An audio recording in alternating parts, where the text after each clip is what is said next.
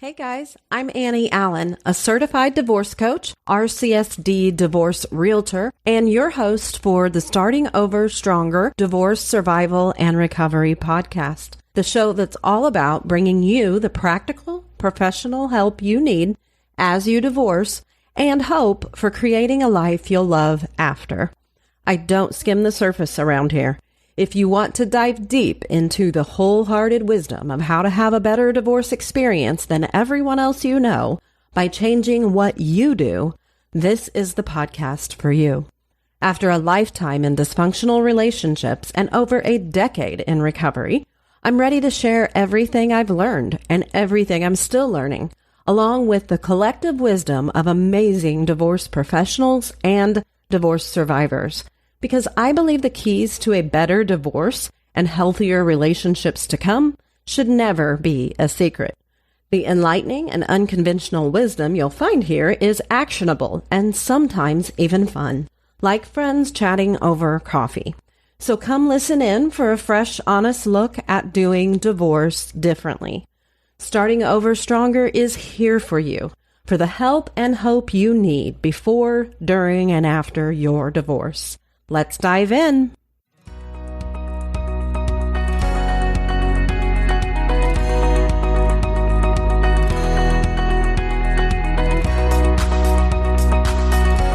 Welcome to the Starting Over Stronger show, where you'll find help and hope for your divorce survival and recovery. Divorce well, live well.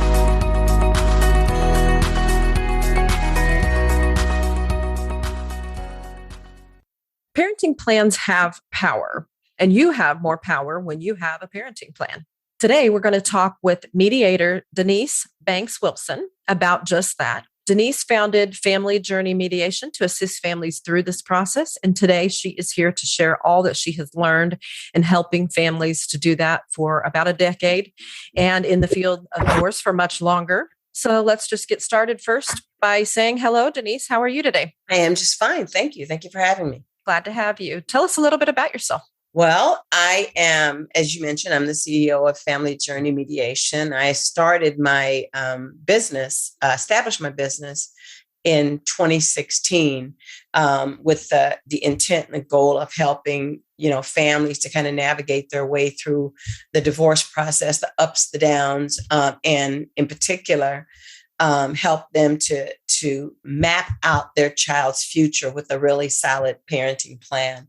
Prior to establishing my work, I worked in my hometown in Illinois as a parent educator and then became certified as a family mediator. So I've been working in the field since 2006, and it's just kind of progressed into different areas in the divorce industry. Very good.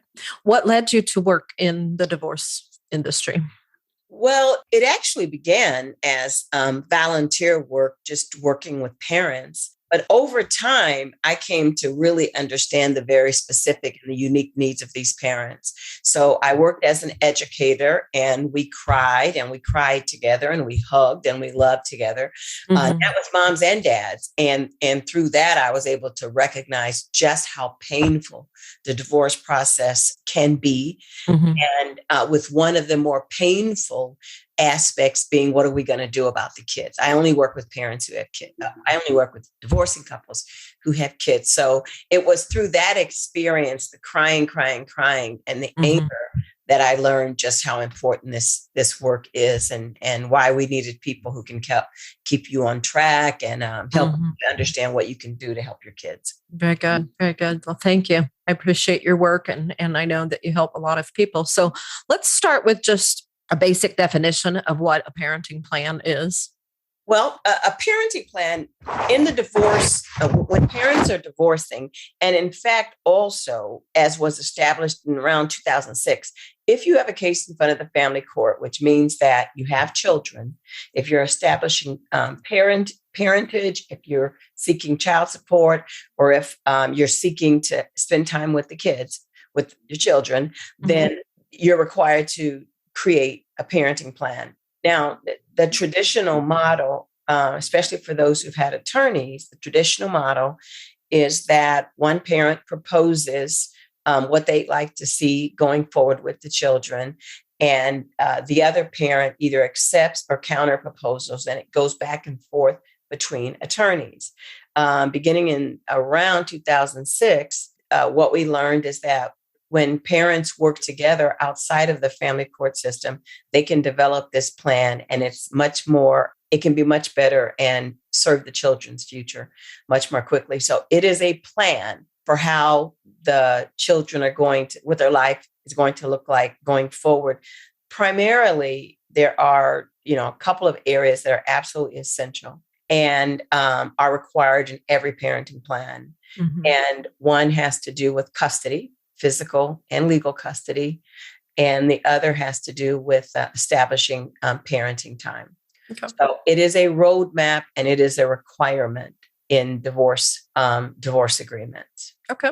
Is it something that people could DIY, do it themselves? Oh, absolutely. And there are a million templates online. I will say this, that when we say DIY, that's actually the best way to do it. Parents who can sit down and do it on their own are going to design parenting plans that they are more likely to comply with. True. Now, what does having a mediator do for you in that process? Is it just if you can't do it yourself, or are there benefits that anybody could realize through the mediation process? Well, yes, I would, just to answer your first question, parents use mediators typically because they are not able to come to an agreement on their own. And the role of the mediator is to help navigate that conversation. Now, what mediators also bring to the table is, we have the template, so we can certainly walk them through that. But there's a discussion about areas that can be included in the parenting plan that most parents don't think about. And those are the very special provisions, the provisions that, what are we going to do about this? Those are the kind of things that actually keep parents in court, and just various areas. But for the most part, I would say, again, if parents can sit down and do it on their own, that is phenomenal. Yeah. Mediation is available for those who cannot do it on their own. Even if they have a good relationship, they simply aren't able to come to an agreement. Do lawyers ever help write these plans, or do they always delegate that to a mediator? Well, no, actually. And again, in the traditional model, the development was one parent makes a proposal through their attorney, and the process, they go back and forth. They volley back and forth until they come to an agreement. Now, there are attorneys who are also certified as mediators. However, when they are when they are engaged in the role of a mediator, they have to disavow their role as an attorney. So, and the same thing is true for mental health professionals. So yes, they can help write them. I don't recommend it, but they serve one more role or the other. They're either that person's attorney or their mediator. Exactly. Okay. That would explain why I've seen where, and then even in, my divorce, my attorney referred to another attorney in his office to be our mediator. So. Exactly. Okay. And that happens a lot. Yeah, I think so. And so have you had mediation clients that were also engaged with a certified divorce coach? I would imagine that I have, but it would never have been a part of the discussion. Okay. There have been instances, and one most recently, where based on the initial intake conversation that I had with the parent, I believe they would benefit from a divorce coach because they were so very early in the process. And in particular, I referred this individual to a divorce coach who was also a discernment counselor, a mental health provider. And she specifically worked with women who were divorcing to help them address. She was experiencing not just a lack of familiarity with the process, but she was experiencing this sense of overwhelm. Yeah, right. And divorce coaches serve them well. Right. And I don't know if you and I even talked about this, but as a certified divorce coach myself, that's why I do this podcast, because I want people to understand there is a benefit to getting that level of support. I know that it's really common for people, I think, even myself in my own divorce and most people I talk to, they go into the process thinking that their attorney knows everything about everything, is going to do everything. And that's just not the reality. Divorce is a team approach at its best.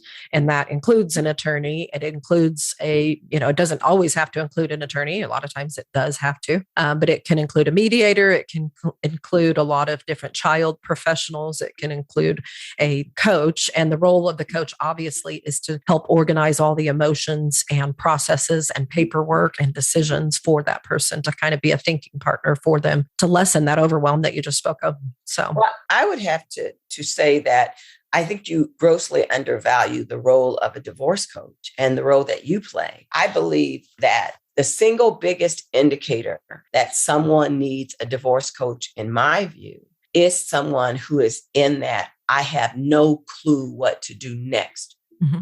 Yeah. And some of them are emotionally drained, mm-hmm. but a larger group are simply just stuck. Mm-hmm. They're just stuck.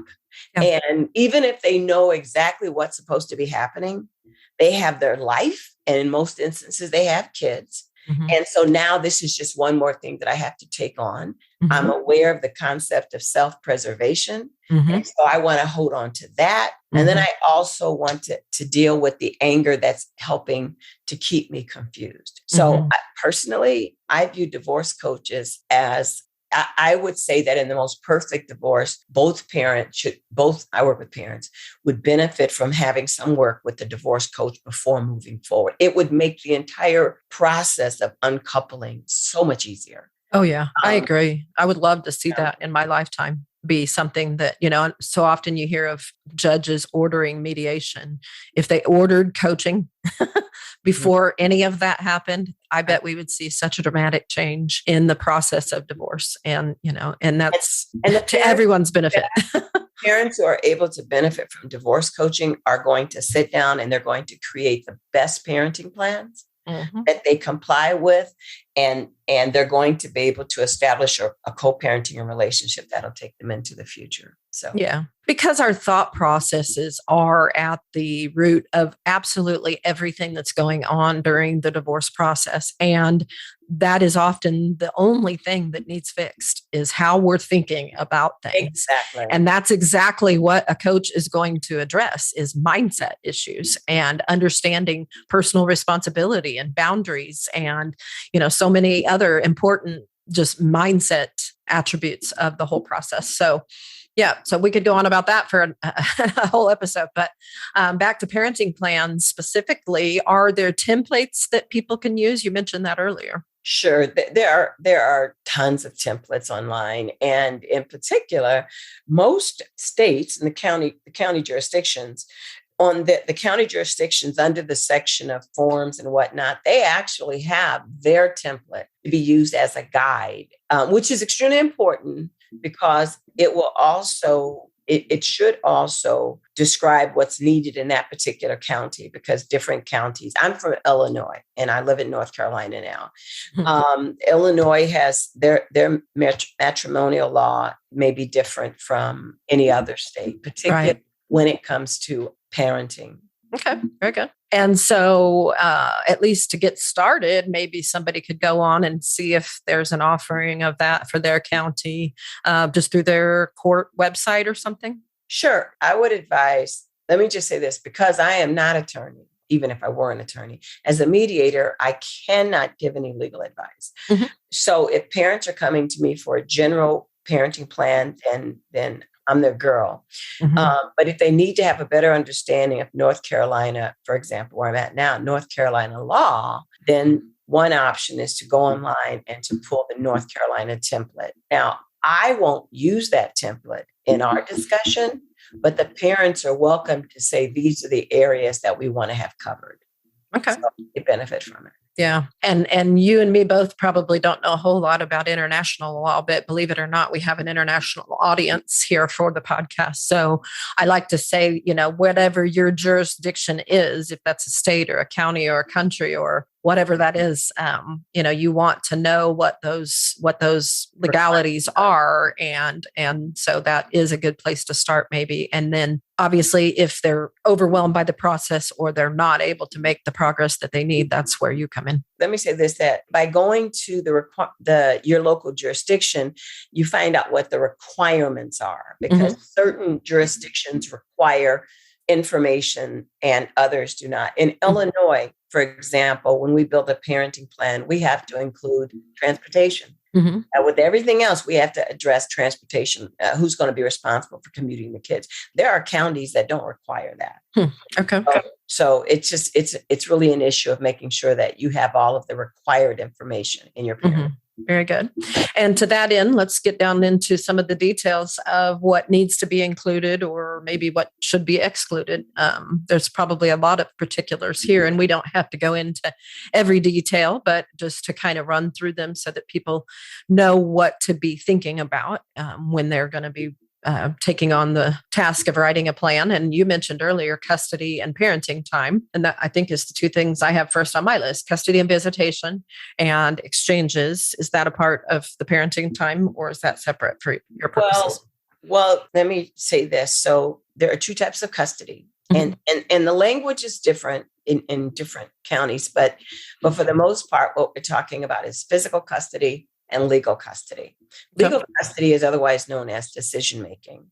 And the areas that are covered under decision-making are education, non-emergency medical, and extracurricular activities. That's in general. Those are the three things that we cover under legal custody. Physical custody is defined as the child's primary residence. And another way to define that is what is their address for school purposes. And that's because most schools are based on neighborhoods. In a certain neighborhood, you go to this school. So what address does the school use?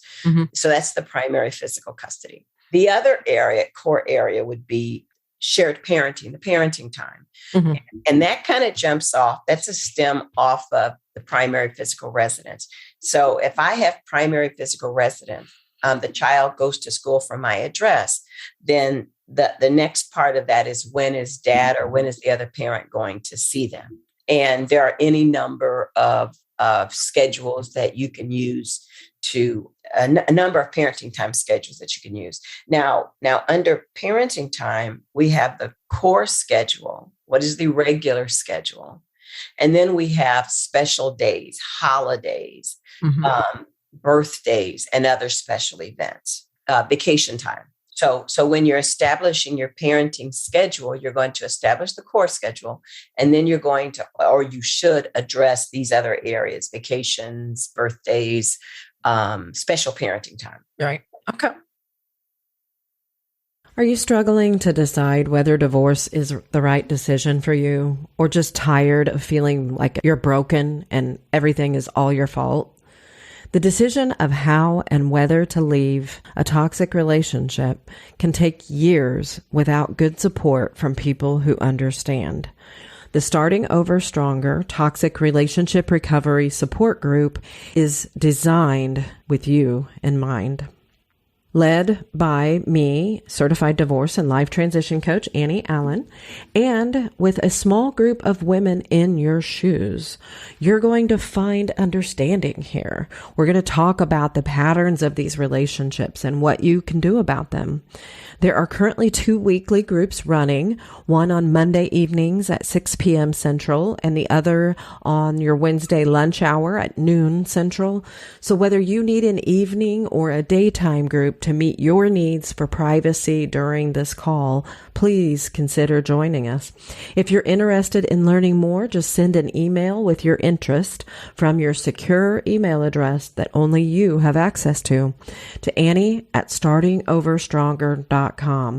And if you're in a controlling or abusive relationship, wondering how you could ever be a part of a support group like this without putting yourself at risk or exposing your desire to leave, please indicate that in your email and we can discuss solutions. You can make this work. And I know you feel alone, but you're not. Reach out and find the help you need. Well, listeners, if you're going to be writing a parenting plan sometime soon, or you're in the middle of it, you might want to grab a piece of paper and a pen and write some of this stuff down. These are going to be the areas that are going to need to be covered. Custody, she said, legal and physical, and then what some call visitation, others call parenting time or shared parenting, is determining that core schedule and those special days. And obviously, all of these items have to be worked out between you and your spouse. Exchanges is the next thing I have on my list, which is, I'm sure a little bit different than parenting time. It's just the literal, how's the child getting back and forth between the two? Right. That's exactly it. The parenting time exchange just really speaks to, I'll tell you what, I use these words, that when the child is with me, I'm the parent on duty. So if I'm helping someone, for example, to develop a plan, Mom, you are the parent on duty until Tuesday at 3:00, at which time Dad becomes the parent on duty. And that helps speaks to where the child is and who's responsible for those emergency child rearing issues. So where does the exchange take place? That's what we mean by exchange. When do I cease to be the parent on duty? And when does Dad become the parent on duty? Okay. And, exchanges take place in many different ways and many different places, usually depending on the relationship between the parents. Okay. The where and when of the exchanges. And then the rules for communication with the children. Yes, those are areas. So what we're getting into now is, so you have the legal custody, the physical custody, the parenting schedule, et cetera. Then what we talk about are special provisions. And what you just mentioned, communication, how the parents will communicate what they're allowed to do in communicating with the child when they're with the co-parent. That's one of those special provisions. Just like, and I actually have a list of some of the more, what we call the most overlooked special provisions. One speaks to not bad mouthing the other parent, what we're going to say, how much information we're going to share with the children about the other parent. Technology, if you have kids who are preteens and actually it's younger and younger now, what are we going to do about technology? How much time can they spend on the computer? How much time can they spend on their iPad? Do they get to have a phone?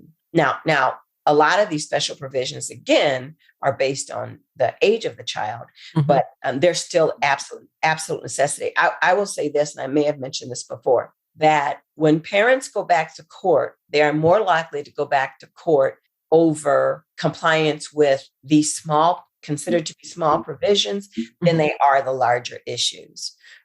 So they are extremely important. And I make sure that my parents keep them in mind. And the list just kind of goes on and on forever. And I'm happy to share some of those items. As we talk, I'll throw out some things. Haircuts. That's important. Who's going to do, when can the child get a haircut? Who's going to be, basically, special provisions speak to who's in charge. Who's in charge of this? Which parent is in charge of that? Yeah. And another area that's extreme in special provisions, again, that's very pertinent now are COVID rules. What do we want to, given COVID and given the age of our children, what are some of the things that we can agree on we will allow and things that we won't allow?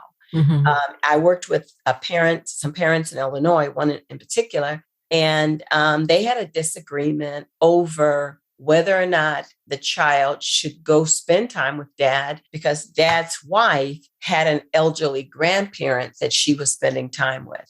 And so she was being required to leave the home. And the mother was arguing that to protect the child from COVID, they shouldn't be exposed to Dad and all of the things that come with Dad. So I would say that if you're creating a parenting plan, God willing, we'll be able to get through this COVID thing as quickly as possible. However, if you are writing a parenting plan, that I encourage you to consider what we call COVID rules or COVID, regulations, what you want your child's life to look like. Gosh, those special provisions, that must be what takes up most of your time. I mean, that could go on forever. And it does. The special provisions discussion is by far the longest. And you asked early on about the benefit of a mediator. Now this doesn't apply to all mediators, but here's where I'll make a plug for myself, is that prior to being a mediator, I was a co-parent educator. So I work just with parents who were divorcing, separating, never married or whatnot. And I was able to become very familiar with the things that they were arguing about. And they were not custody. They were not parenting time exchanges. They were the little things. But it's those little things that parents may or may not comply with. And it's those little things over which they're going to go back to court. Yeah. It is by far in any parenting plan, it's a good thing when the majority of the time is spent addressing special provisions. Yeah. And it just pays to take heed if someone listening now is in the earlier stages of the divorce, or maybe they haven't even filed yet. We have listeners who are just here to get information because they know this is coming. Now would be the time to really just start keeping a journal of the kinds of decisions that you have to make for your kids, because it's a long list, and really start thinking, what do I want this to look like, Absolutely. And Annie, just to follow up on what you just said about parents being in the very, very early stages, when I work with my parents, I walk them through an activity audit for their children. So just look at your child's life. I mean, just watch your child for a week. What are the things that they're doing? Because when you build your parenting plan, you want it to reflect your child's life, because you want their life to stay the same. Yeah. And children have different internal clocks. They have different activities. And it's important to be able to reflect those in your parenting plan. Yeah. And another encouragement that I would make for parents who are beginning is for they themselves to do some type of values assessment. Because when we're creating our parenting plan, and we are looking into activities, there are things that we're advocating for simply because they are traditions in our family, simply because there are things that we value. And we're those are things that we're tied to emotionally, and we're very, very strong about. Religion is one of those. Yeah. Religious doctrine and religious practices. One way or another, our desires and expectations about these things are going to be reflected in our argument. They're going to be reflected in our discussion. Yeah. And I would argue that the best parenting plans allow us to do just that. Yeah. Yeah. And speaking of values, the next three things on my list are all going to fall under that: schooling and education, medical needs, and financial support. I mean, these are all value-based, decisions. Yes, I would. Now I'm going to go back to the first one. I think you said schooling and education. Right. So one of the, in developing the parenting plan, we're in a compulsory school, education system. So we cannot make any arguments that the children should not go to school. However, and again, because of COVID, there are parents who began, who were for a year teaching their kids at home. And now they're considering homeschooling. And you may have, schools are open. You may have another parent who says they want their child to be in school because there are things that they can get in school that they can't get in homeschooling. So now that has become an issue, more so of an issue now than it ever was. With education, do we need to put into place, and this is kind of financials as well, do we need to put into place a commitment for how we're going to fund our child's college education? Yeah. Now, in Illinois, for those parents, and it's more likely for that particular item to be a consideration when the children are in high school, beginning high school. In Illinois, the requirement is that the parenting plan will reflect 1/3, 1/3, 1/3. Each parent is responsible for a third, and the child is responsible for a third. So basically, the child has to pursue, as much funding as they can get, and then the other parents will split it. I will say this, that there are parents who one decides they don't want to include college funding, and the other one decides that they do. And what the court may look at is, well, both of you have college degrees. What is the likelihood that your child will not be going to college? And based on that conversation, they may or may not choose to include that. When it comes to medical, the non-emergency medical would be included in the under legal custody, the non-emergency medical. Then there has to be a discussion about who gets to make decisions in the case of an emergency, a medical emergency. After the expectation is that both parents will make their decision based on the doctor, what the doctor has to say. So we have that. And another area under medical, I would say, is elective care, braces. Right. What are we going to do about braces? What are we going to do about another one is asthma treatment? And I can speak to my personal experience with my kids. My kids didn't have any noticeable problems with breathing, but their father insisted that they see an asthma doctor who gave them inhalers. And needless to say, that was a really big conversation and ongoing conversation because I didn't. Right. So Yeah. I think I addressed those. You have a third one too? The third one was financial support, which, kind of is part of both of the others.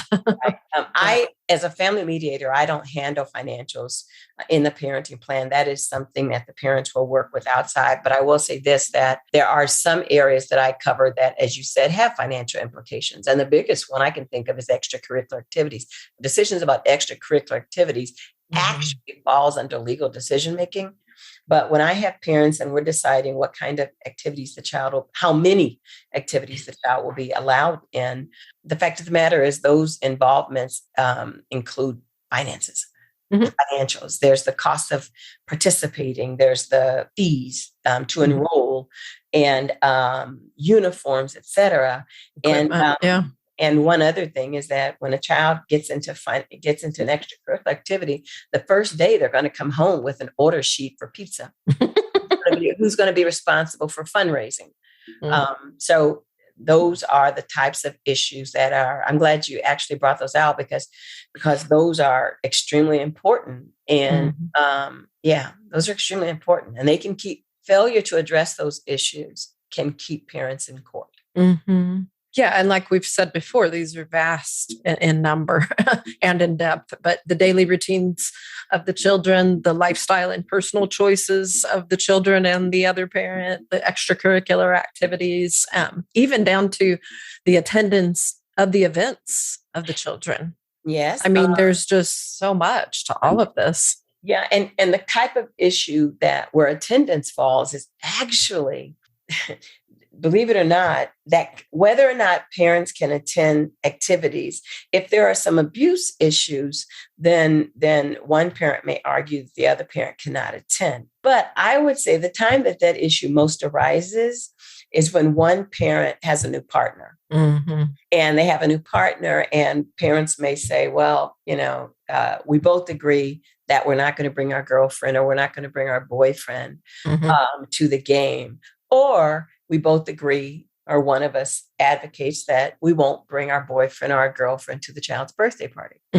So that attendance issues, it's not very often that in the absence of any court involvement, both parents are expected and allowed to attend the child's activities. It only becomes a problem when there's a relationship issue. And let me speak to that also, where the attendance becomes a participation and attendance. If we agree that each of us are allowed to enroll the child in one activity, the activity that I enrolled the child in, their being fully involved in that activity cannot cut into your parenting time. So if you have our daughter every other weekend and she's playing AAU basketball and she's out of town every weekend, then that activity that I've enrolled them in is going to cut into your parenting time. And that can be a very serious issue. Now, another part of that is we both agree that she gets to play AAU. When the child is with you, you agree that you're going to make sure that she gets to practice. And when she's with me, I agree that I'm going to make sure she gets to practice. I'm glad you brought that out because rarely would someone say, okay, I want to talk about attendance. But it's a big issue. Yeah, it is. It shows up in a lot of different ways. Yeah. And not just at events. I've had clients who their issue was that they had a child, I believe in this particular instance, the child was somewhere around 8 or 10. And the other parent was wanting to video chat with the child for an hour or more at a time on the other parent's parenting time. And it was an abuse issue. It was a former abuse issue. I mean, they were divorced at this point, or maybe they were still in the process, but nearing the end of it anyway. They'd been living apart for a time. And, you know, when you've got an abuse situation, the sound of that person's voice is triggering, right? Certainly hearing them talk to your child and, you know, say things that maybe, you know, are lies, or that you just see things and you get triggered, or you hear things and you get triggered. And it's like, what can I even do? You know, I divorced him or her to get away from this. And yet here it sits in my living room. And what options do I even have for controlling that, or, you know, alleviating myself of that? There are two issues. One is really more, I think, your area. But the first one is that, and it would fall under special provisions, is during mom's parenting time, how much access does dad have to the child? And depending on the age of the child, we tend to incorporate that the parent can video chat or just talk to the child. And based on the age of the child, they get more time. You know, a 1-year-old's going to hold the phone, and then they're going to take and, you know, put it in the toilet or something like that. Mm-hmm. And the older you get, the child is more capable of communicating. By the time we get into the middle school, usually the children or the young adults are allowed to decide how much time they're going to spend talking. I can't think of a single situation, not one, where the parenting time communication for a younger child, let's say, exceeds more than 15 or 20 minutes. And let's face it, if we were having a touch-based conversation, we're probably not going to stay on the phone for more than 10 or 15 minutes or something like that. Now, the scenario that you laid out, I literally had that earlier this summer, where the children were video chatting with mom, and she had been so traumatized by the divorce that she no longer would video chat with her children. She loved dearly because she could hear dad's voice in the back. And it was an absolutely devastating for me as a parent educator and as a, you know, child advocate and as a let's get this right for the kids kind of thing, that mom was simply not able to talk to her preteens because she heard dad's voice in the background. And so she wouldn't, I'd say she wouldn't, but she felt as if she wasn't able to talk to kids. I never had that before, and it's kind of hard to take, to be honest with you. Yeah, it's really hard to watch a parent have to willingly give up time with their children to protect their own mental health. And yet what options do they have? I mean, some of the suggestions that we volleyed back and forth were, you know, having that child take that device. I say child, we're talking about a preteen, take that device in another room and have that conversation. And furthermore, it doesn't need to be an hour. And I don't know what kind of provisions a parenting plan can have for that, as far as like how detailed can it get? You can call X number of days for X number of amount of time. And what if they violate that? Then what, you know? Well, I will tell you this, is that when I build a parenting plan, when I work with parents to build a parenting plan, the level of detail is going to be based on the relationship that they have. The parenting plan is a fallback plan, and we can make it as detailed as possible. And parents can decide all day long that, well, we both agree that we're going to work outside of this particular clause, but we're going to fall back on this if we ever are not in agreement. But the level of detail is indicated by the relationship that the two parents have. And I'll go back to your scenario. For someone, and I would imagine this is what you had experienced. We'd like to say that the child is going to be able to speak to you out of the earshot of the other parent. However, when we're talking about an abuse situation, the child, when it comes to the child interacting with their non-custodial parent at the time, the abuser, use that word very loosely, the abuser is not going to allow them to have private communications, or they're going to do whatever they can to sabotage those communications. Right. So in response to the question of what can we do, there's not a lot that that you can do. You can put into the parenting plan and the judge can sign off that the child is going to be able to speak privately, but on any given day, guarantee that it'll be allowed. Yeah. A lot of it, I think, comes down to once it's all said and done, parenting plan or not, your house, your rules, and you have to protect yourself. And, specifically, I'm talking about, if it's your parenting time, you can have your child go in the other room because, if the issue is, and in this case it was, that the other parent, the abuser, wanted to see what was going on in the room with mom and the boyfriend, and so, no. You can go in your room and take that call. And, and it's such a fine line, because you don't want to alienate your child from their other parent, but you do want to keep their relationship with that other parent separate from the fact that you don't want a relationship with that person. So it's when COVID first struck, or I will say this, and I know you can relate to this, is when Zoom became a lifeline, the backgrounds, what do they call those? Backgrounds. Yeah. So we were encouraging parents who are in your situation, like in your scenario. One parent, she didn't want dad to see the house. She didn't want to see anything. And so we encouraged her to use one of those backgrounds. Or whatever they call them. Yeah. So when the kids were sitting on the couch, dad couldn't see because mom was, in this particular instance, again, it was mom. She was so traumatized that she just didn't want, him to see anything. So yeah, I agree with you. Want to understand your past and leave it there? Would you like to feel empowered to create your own new place of belonging and feel proud of yourself for making all of these significant changes in your life? And isn't it finally time to make yourself a guilt-free priority in your life? Discover and become your best self for you, for your kids, and the world around you?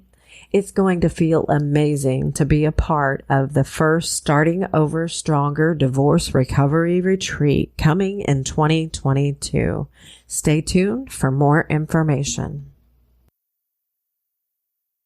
Yeah. And then some of the other things that I have on the list here, I think kind of fall in some along the same lines as communication with the co-parent, rules, responsibilities, and discipline and restrictions on who the child can see and stay with. A lot of that stuff just, I think, comes down to communication, but it's also probably some of the really sticky gray areas in the parenting plan.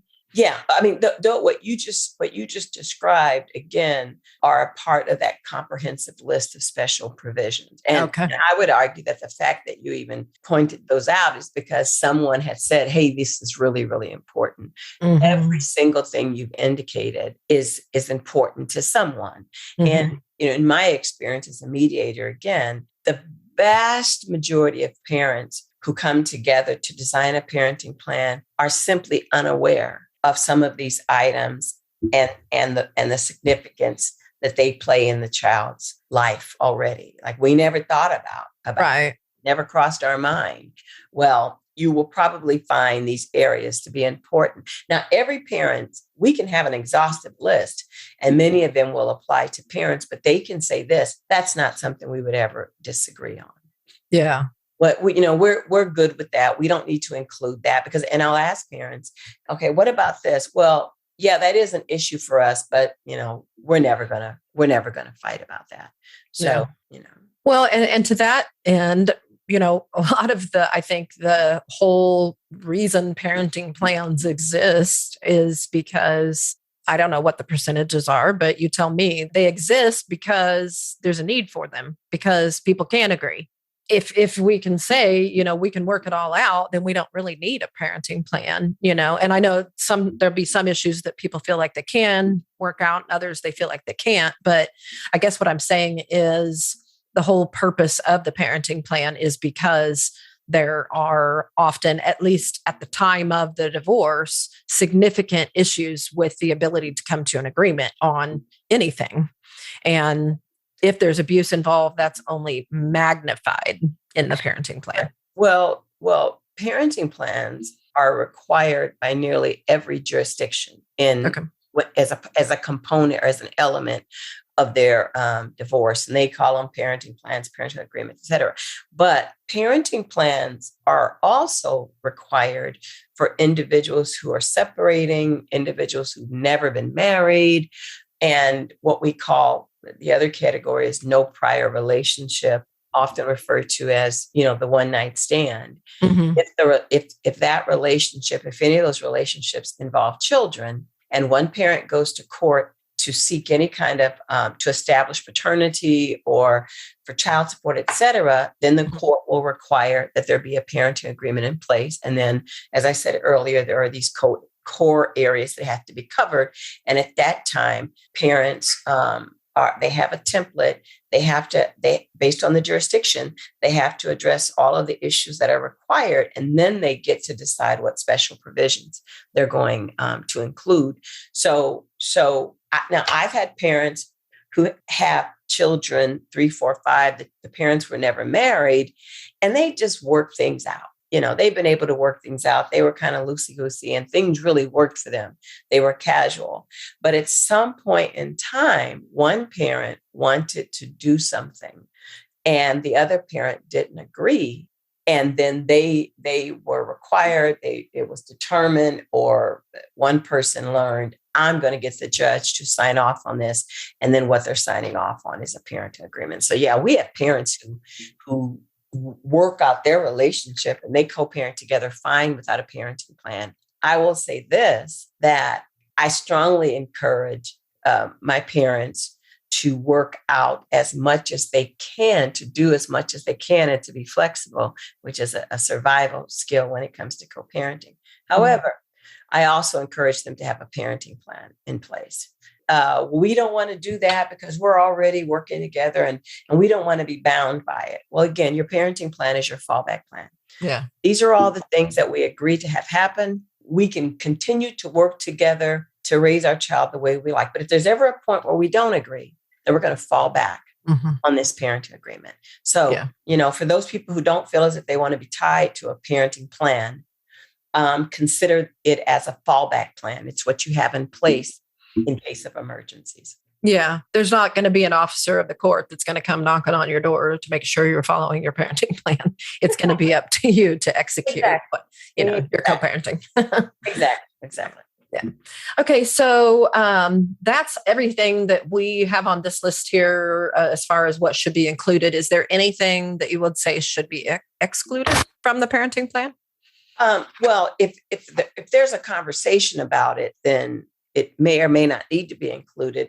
But if there really is nothing that needs to be excluded, because the special provision, there are the legal requirements that has to be there no matter what. Then you have this list of special provisions, and parents can decide which of those they want to include. There's really no excluding of items. They may have a discussion about a particular area and then decide not to include it, but they're not necessarily excluding it. Let me ask it this way. Is there anything that people ask you to put in there that you really can't, or is not really intended to be a part of it? Good question. Well, let me say this, that the court, when the courts adopt a parenting plan, they operate under the doctrine of what's in the best interest of the child. So parents cannot include areas or allowances that the judge believes is not in the best interest of the child. And I, as a mediator, I don't sign off on the parenting plans, at least the way I work, but I will not put something into the plan that I believe can harm the child. I don't care if the parents do agree. And everyone doesn't do that, but that's the way I simply plan to do way I do my work. And the one scenario that comes to mind is that Dad, believe it or not, Dad was a taxi driver, and he worked in the early evenings, and he wanted to have the children. At that point, it was the daughter. He wanted to have the child, and Mom was against it. And what Dad was advocating for was that the child would ride with him when 8 o'clock or 9 o'clock or so, while he was taxiing, because he had to go to work. Basically, he felt as if Mom can take her to work with her, that he should be able to take the child to work. And I wouldn't do it. Mm-hmm. Now, again, that's the way I choose to do my work. I would not, I knew that the judge wouldn't agree to it, but I wouldn't include it. And I offered to them that if they want to include it, they want to agree on that outside of what I've worked with them on, that's fine. But I was not going to include it. Yeah. Okay. Very good. Well, so one of the obvious issues that comes to play with the parenting plans is the parenting time schedule. We hear a lot about 50-50, a lot of states really, or counties or jurisdictions really wanting to make that the ideal. And I think that's a little idealistic. I think in reality, there should be a fair split of time, but that isn't always going to look like 50-50. And so what are some of the common schedules that you see, and what situations would you say 50-50 is or isn't in the best interest of the child? And just talk about this subject here for a minute. What you just said is interesting. My position when it comes to 50-50 is that everything is equal isn't fair. Yeah, exactly.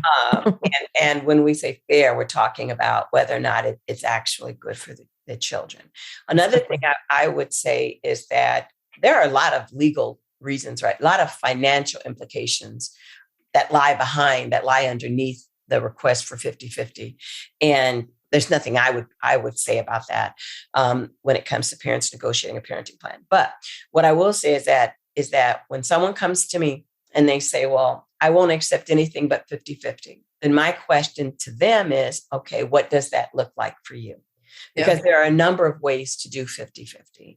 And the model that the parents adopt, and here's where my role comes in, the model that the parents adopt will be based on the age of the children and what's best for the children. So I have here just a couple of the more common ways to do 50-50 that parents should look at. And one of them is where they alternate weeks. One parent has the child for 7 days, and then there's an exchange on Sunday or something. And then the other parent has them for 7 days. Then may I ask you a question about that one specifically? Is there different factors for age on that? Oh, absolutely. Absolutely. And this goes to all the parenting plans, but you have to take into consideration the child's age, their maturity level, their ability to adapt. Some kids have a difficult time if you go with a shorter span of time with 50-50. Some kids have a difficult time with transitions. It can be disruptive. So yeah, and age is certainly a factor, absolutely a factor. And another thing is the child's schedule. So while an older child can more easily adapt to a 50-50 schedule, a week on, a week off, the children who have transportation can still, engage in their activities back in their primary residence, their school address. Mm-hmm. So age is absolutely a big factor. Infants often they'll certainly have a primary residence. While they're too young to know that they're in a car seat moving back and forth, the fact of the matter is it can be very disruptive for them. They have their home, and any time spent away can be difficult. And that's true for toddlers as well. Older children can adapt, but those other children, younger ages, can be very, very disruptive. This may be an opinion thing, but what is your opinion, or what have you seen as far as like the minimum age that a week on, week off schedule is healthy for a child? I would say it would be upper elementary. And let me just say this, though. It depends on how close the parents live together and how much time the children will have to spend commuting back and forth between parents. But I would say the best age for week on, week off is probably going to be a child who's 10, 11 years old or so. And that's because of the transition. That's what I thought. I have a client whose 2-year-old was just given 50-50 week on, week off custody to an abusive father by the judge. Yeah. So yeah. And that was everybody was shocked on this side of the courtroom, but I was just curious what, because I thought that there's no way that's normal, healthy. At this point, a child custody evaluator has been appointed, or a child guardian ad litem, I guess, in this case. So hopefully that will get ironed out. But yeah, it was a bad situation. 2 days notice too. Yeah. those are very painful. I mean, you obviously spend time working with parents who are going through it. I'm kind of on the other side, because I at most, if a parent comes to me and we're in the process of developing a parenting plan, they've been ordered or mandated, for example, and I feel as if they are caught up in the overwhelm, and so they can't advocate for themselves, then I'm not able to proceed. Or, again, the way I handle my work, I'll choose not to proceed. Let's just say that they had come from court and that happened and they were mandated to go to mediation. I can't address that in the mediation. And I can't allow that conversation in the mediation unless both parents decide it's a factor. If one parent isn't willing to, if for one parent, it's not a fact, we just can't have that discussion. But a parent coming from court, having had that experience, is not going to do well in mediation. Well, and what you had said earlier about 50-50, my mind interpreted it this way. It may or may not have been what you were saying, but I feel like I have a little bit more liberty to express my opinion than you might be able to. But I would go so far as to say that way too often when someone is arguing, especially, without any willingness to compromise for a 50-50 schedule, it is a financial argument. It is being done for the purposes of reducing whatever child support burden they might have. And that's just what I've seen over and over and over again with clients. Well, as I said at the very beginning, there are some, more now than ever, there are some underlying issues for which parents will advocate for more parenting time. But it also depends on the jurisdiction, because there are jurisdictions where child support is established by statute and with very, very limited margin for deviations based on parenting time. In North Carolina, where I'm at now, I understand that parents get to agree on what child support is going to be, so they can make their own deviations. Yeah, that's not true everywhere. Oh, okay. So, and then let me say this: that I know that you're speaking generally, particularly with your area of work, but I would not say in the majority of cases, parents are seeking, their parenting time request is based on financials. I would say that in the vast majority of cases, it's really about, I want to be with my child. And I would hope that were true. And I was going to say, I think it's right. Yeah. I think it's important to acknowledge that is not always the case, but oftentimes when a coach is engaged, it is because one party or the other is in a situation where, it isn't the common situation.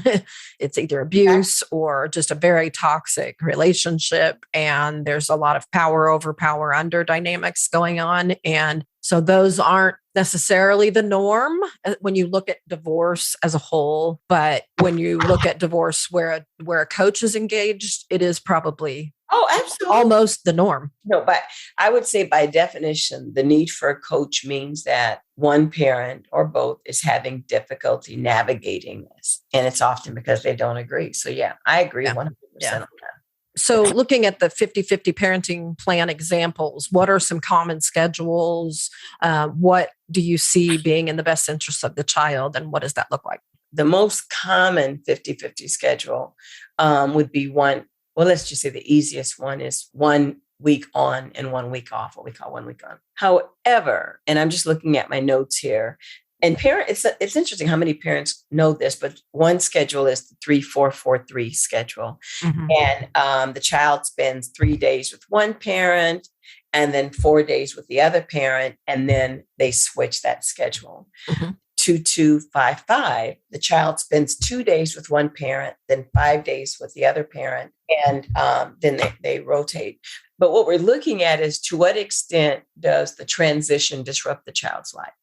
If you find that frequent transitions or exchanges are disruptive, regardless of the age of the child, then I will recommend that they look at a schedule that allows for the child to stay in one place for a greater length of time. So that should always be taken into consideration. But otherwise, and I will make a plug here if I'm allowed. Yeah. there's a website called Custody Exchange. And on that website, parents can find different ways to do 50-50, 60-40, 70-30, for example, and 80-20. And for each of those time sharing percentages, there are any number of ways that they can do it. Yeah. So there's tons of information. And quite frankly, that is the number one resource out there for understanding schedules. And tell us that web address again. I think it's www.custodyexchange. Okay. There's not an E. It's just word exchange. Okay. Exchange. Right. Okay. Very good. Well, what else do you want to share about the power a parenting plan has to help the family during and after the divorce? Well, I will share 3 things to remember why we have a parenting plan. One is that the parenting plan is a roadmap, for moving the child into their new normal, into their future. These are ways that we can think about it. It's a roadmap. The other thing is that it's a fallback plan. This is what we're going to do in those areas and during those times where we're not able to come to an agreement. In any other instance, we're going to just work it out. We're going to be flexible. And a third benefit is that the parenting plan kind of speaks to what you talked about, is a guardrail for your co-parenting relationship. It helps you to set boundaries for the interactions that you're going to have with each other with respect to the parenting, the co-parenting time and the co-parenting issues. So those are 3 ways to think of parenting plans outside of this is something that the court requires. The last thing I'd like to offer, and this is usually something I do visually, but I will offer this, that when parents become frustrated with each other or they're simply not able to come to an agreement, you may often hear one parent just throw up their hands in exasperation and say, well, forget it. I'm just going to let the judge decide. Here's what I have to say to parents who are believing that that's what they're going to have happen. Parents in that case are operating under the belief that the judge is going to create their parenting plan and hand it back to them and tell them, here's what's going to happen. I'm going to say this, that when we defer to the court to write the parenting plan, they're going to do exactly that. But instead of them handing the parenting plan to you, they're going to hand the parenting plan to your child. And what the judge is telling your child is, okay, Lindsay, you're going to see mom on these days. You're going to see dad on these days. When it comes to your birthday, you get to see dad on odd years. You get to see mom on even years. You're going to go to this school and you're going to get to spend this much time on the computer. So I always encourage parents to design their parenting plan outside of the court and simply as good and as caring as the family court system and the judges can be. The reality is, if you're not able to come to an agreement on your own, you're deferring to someone who does not know your child to design your child's future.